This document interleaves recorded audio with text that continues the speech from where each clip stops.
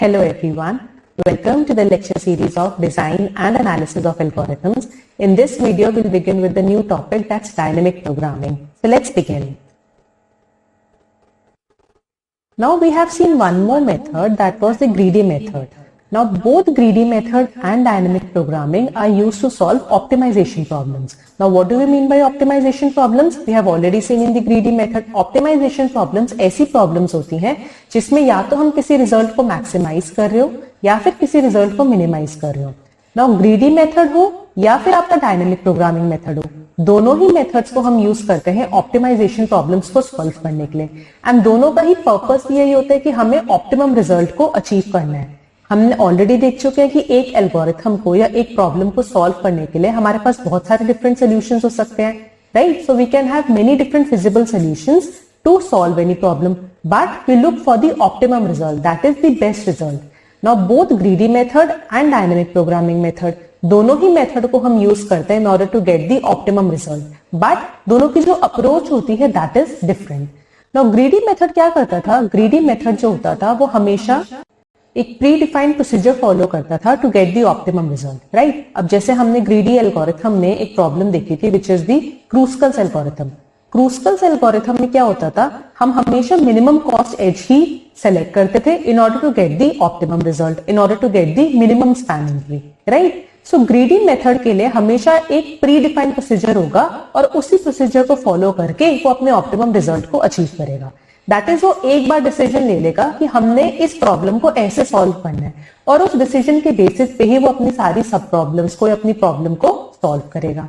But dynamic programming में क्या होता है? डायनेमिक प्रोग्रामिंग में हम सारे पॉसिबल सॉल्यूशंस को एक्सप्लोर करते हैं in order to solve any problem and then pick the best solution और द सॉल्यूशन जो हमें लगता है कि ये हमें ऑप्टिमम रिजल्ट देगा in order to solve our problem, right?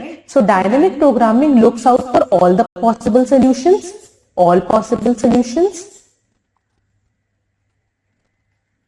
for solving any problem, whereas greedy method follows a predefined procedure.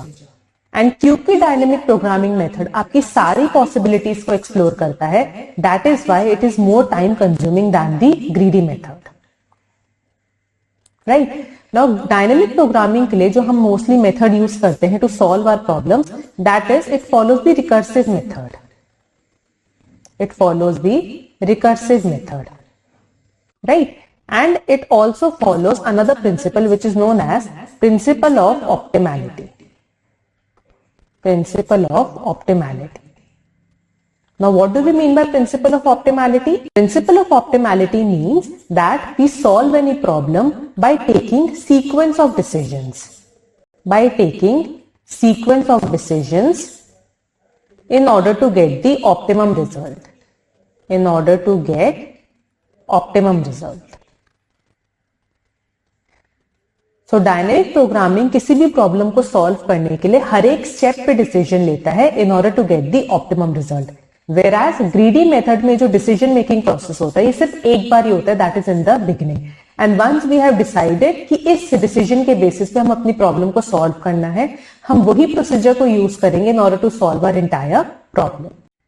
Now dynamic programming problems are solved based on two strategies. It can either be solved using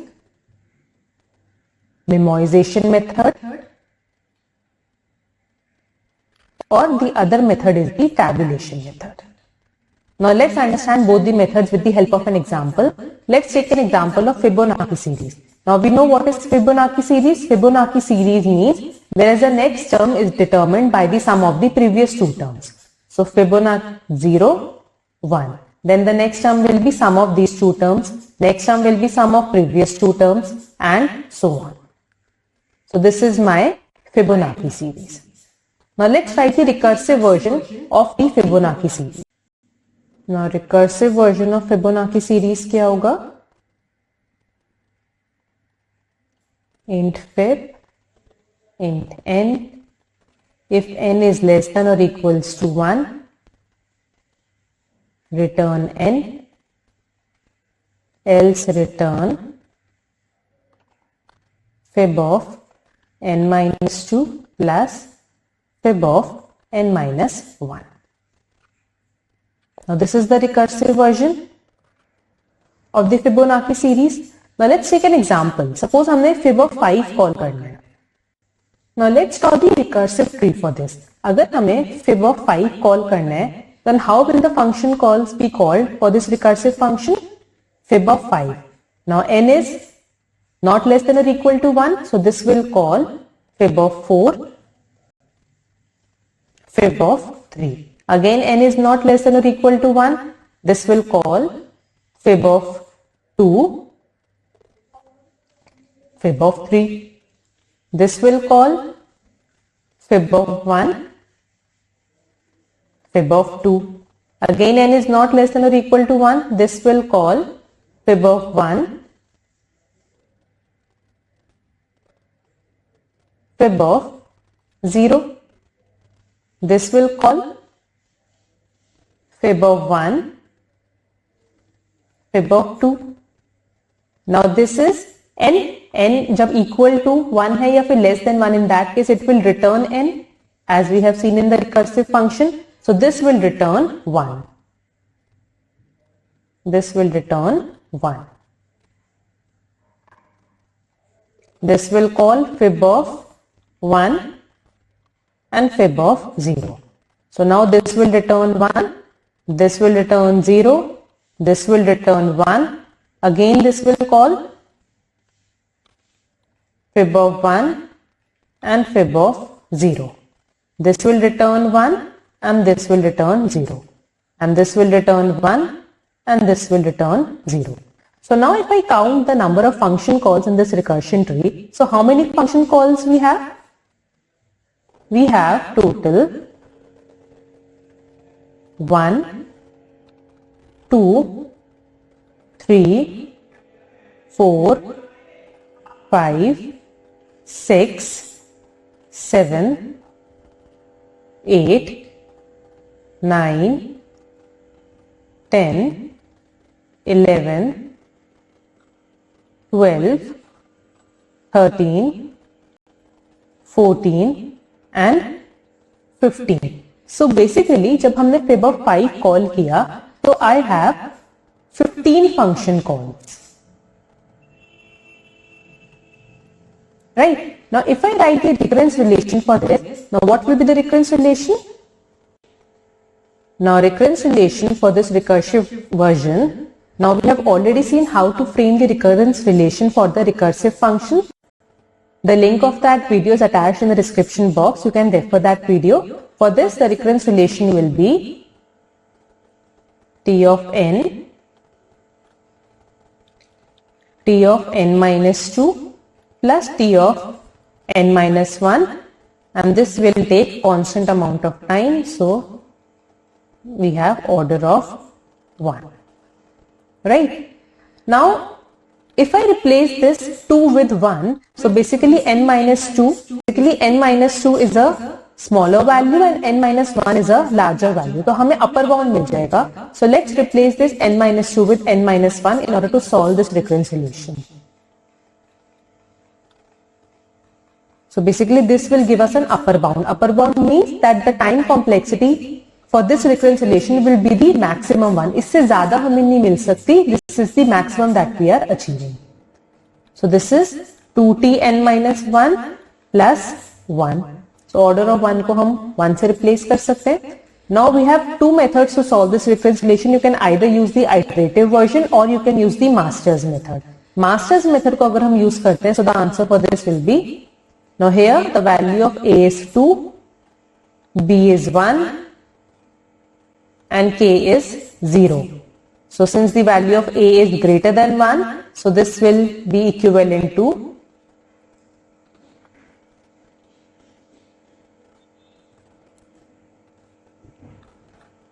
T of n will be theta n to the power k a to the power n by b. So just substitute the values. N to the power k, n to the power 0, that will be 1 only. A is 2, n by bb is 1. So this comes out to be theta to the power n, which is nothing but exponential time.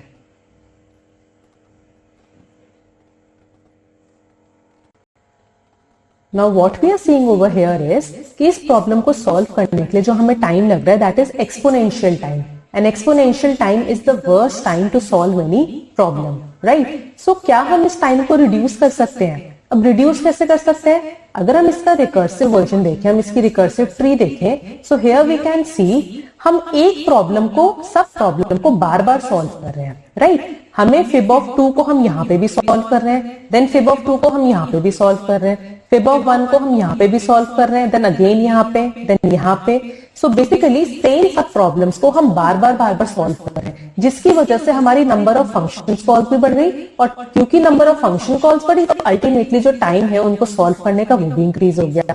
So why not कि अगर जो हमारी same सब problems हैं उनके result को अगर हम एक जगह स्टोर कर लें, ताकि नेक्स्ट टाइम जब हम उस फंक्शन कॉल को दोबारा कॉल करें सो हमें दोबारा उसको सॉल्व करने की नीड ना हो। हम क्या करें, हमने जहां पे उसको स्टोर करा है वहीं से उसके रिजल्ट को फेच कर लें। तो उससे क्या होगा, आपकी नंबर ऑफ फंक्शन कॉल्स भी रिड्यूस हो जाएंगी, and number of function calls reduce होंगी तो आपका जो टाइम टेकन है वो भी अल्टीमेटली रिड्यूस हो जाएगा from exponential to a lower value, right? So now let's solve the same problem by taking one global array, और उस ग्लोबल एरे में हम सारे रिजल्ट्स को, जो हमारी प्रॉब्लम सॉल्व होती जाए उस सब प्रॉब्लम के रिजल्ट को हम उस ग्लोबल एरे में स्टोर करते जाए। So now let's draw a global array. So हमने एक ग्लोबल एरे ले लिया, let's call this F, and इसमें इनिशियलाइज कर दिया इसे with all the values as let's say -1, 3, 4, 5, 6, 7, 8. Right? Now let's go back to our recursive tree. So now सबसे पहले हमने यहां से स्टार्ट किया फिब ऑफ 1। अभी फिब ऑफ 1 को हमने सॉल्व नहीं किए, राइट? तो इस फिब ऑफ 1 हमें क्या रिटर्न कर रहा है, 1 रिटर्न कर रहा है। तो इस 1 को हम स्टोर करवा लेते हैं in our global array. So fib of 1 का भी कोई रिजल्ट नहीं है, इट इज -1। सो इसको रिप्लेस कर दो with 1। Now the next recursive call is, इसको हमने सॉल्व कर लिया। Now the next recursive call is fib of 0। Fib of 0 हमें क्या रिटर्न कर रहा है, 0 रिटर्न कर रहा है। अभी फिब ऑफ 0 को हमने सॉल्व नहीं किया, नो, क्योंकि it is the array showing the result as -1। तो इसको रिप्लेस कर दो विद 0। सो ये फिब ऑफ 0 को हमने सॉल्व कर लिया। Now coming to fib of 2। Fib of 2 किसका रिजल्ट होगा, फिब ऑफ 2 होगा fib of 1 plus fib of 0। Fib of 1 को भी हम सॉल्व कर चुके हैं, फिब ऑफ 0 को भी सॉल्व कर चुके हैं। तो 1 plus 0, this will return 1। So fib of 2 के लिए स्टोर कर दो result as 1। So replace this with 1. Coming to next recursive call, इसको भी हमने सॉल्व कर लिया। अब आए हम फिब ऑफ 3 पे। नाउ फिब ऑफ 3 के लिए सबसे पहले हमें चाहिए फिब ऑफ 1।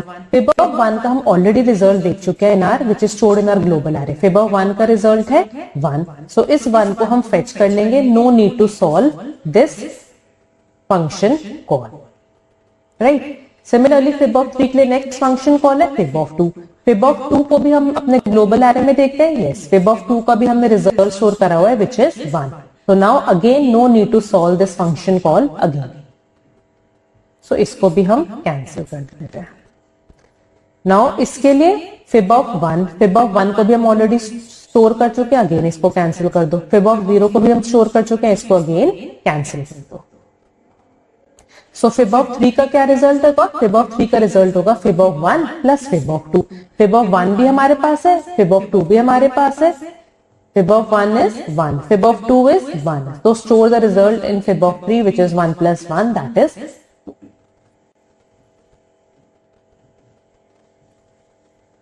So इसको भी हमने सॉल्व कर लिया। Now fib of 4 हमें चाहिए। Fib of 4 will be summation of fib of 2 plus fib of 3. Fib of 2 का भी रिजल्ट हमारे पास है, fib of 3 का भी रिजल्ट हमारे पास है। तो फिब ऑफ 4 के लिए रिजल्ट क्या स्टोर हो जाएगा? Result will be stored as 3. So ये भी कैंसिल है और ये भी कैंसिल, इसको हमने रिप्लेस कर दिया विद 3.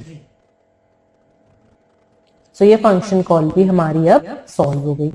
फिब ऑफ 5 किसके लिए होगा? Fib of 4 plus fib of 3. Now fib of 3 का जो रिजल्ट है वो हमारे पास ऑलरेडी स्टोर्ड है ना global array, so no need to solve this function call.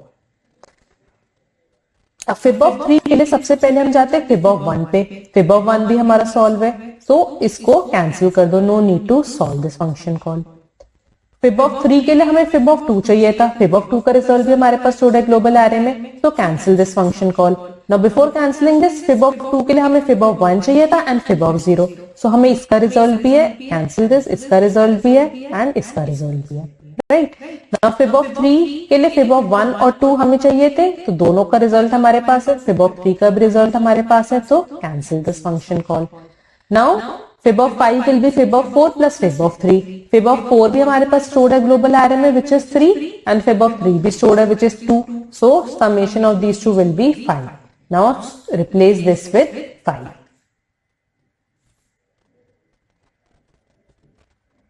So now fib of 5 हमारा सॉल्व हो गया एंड टोटल हमने कितनी फंक्शन कॉल्स यहां पे कॉल करी? हमने टोटल कॉल करी 1, 2, 3, 4, 5 एंड 6. सो बेसिकली पहले जब हम रिकर्सिव वर्जन से ही हमें कितनी फंक्शन कॉल्स मिल रही थी? 15. अब 15 को हमने रिड्यूस कर दिया to 6 function calls. Right. So basically पहले अगर हमने n की वैल्यू 5 ली है तो हमें 6 फंक्शन कॉल्स लग रही है. राइट. सो किसी भी वैल्यू ऑफ n के लिए हमें टोटल कितनी फंक्शन कॉल्स लगेंगी using this method? n+1 function calls. And अगर हमें n+1 फंक्शन कॉल्स लगने तो हमारी टाइम कॉम्प्लेक्सिटी कितनी हो गई? Order of n. So basically हमें जो पहले टाइम कॉम्प्लेक्सिटी मिल रही थी ऑर्डर ऑफ 2n, उसको हमने रिड्यूस कर दिया to order of n just by saving the values of the function calls that we have already solved. Right. Now this method is known as the memoization method. Memoization का क्या मतलब है कि जिन फंक्शन कॉल्स को instead of repeatedly calling the same function calls again and again, we can store the results of the function calls in a global array, so that whenever we need to call the function call again, we can fetch the result from the global array. So this is what we mean by memoization, कि अगर हमें same function calls को बार बार call करने के बजाय हम उनके result को स्टोर कर ले एक ग्लोबल एरे में, ताकि जब भी हम उसकी दोबारा रिक्वायरमेंट हो हम सिर्फ उस रिजल्ट को फेच कर ले from the array. Thus memoization means saving the values that we have already solved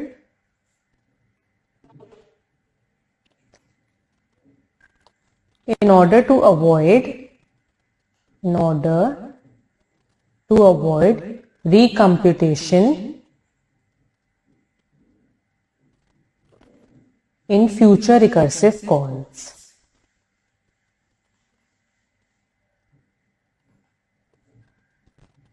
So thus memoization ने क्या किया?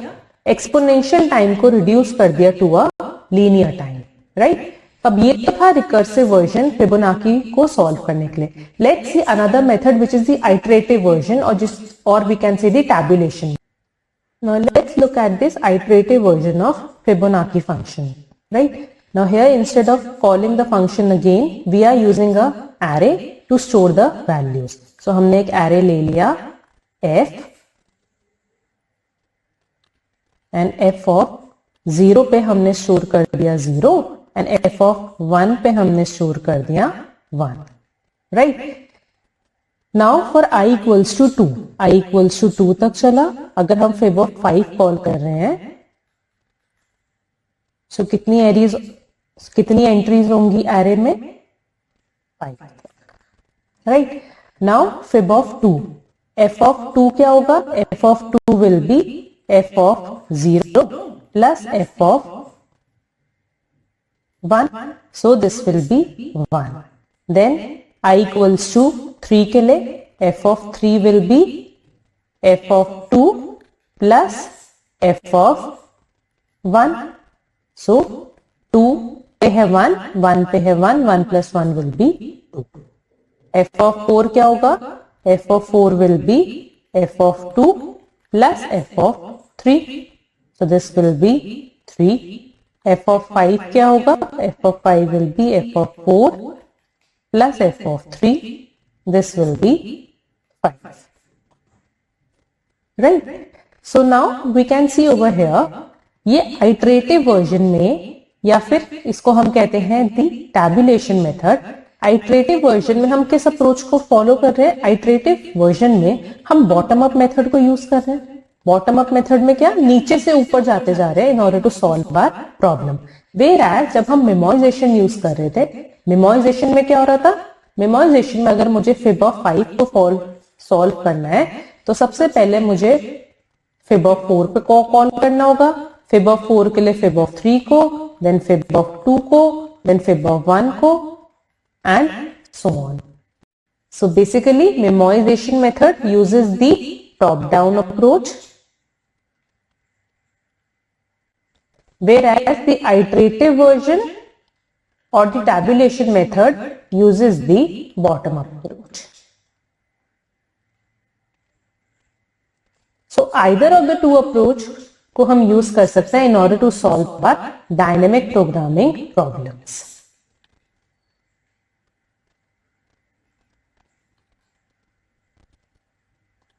Now in the next video, we'll learn some of the examples of dynamic programming problems. If you like this video, then do like and share my video and subscribe my channel. Thank you.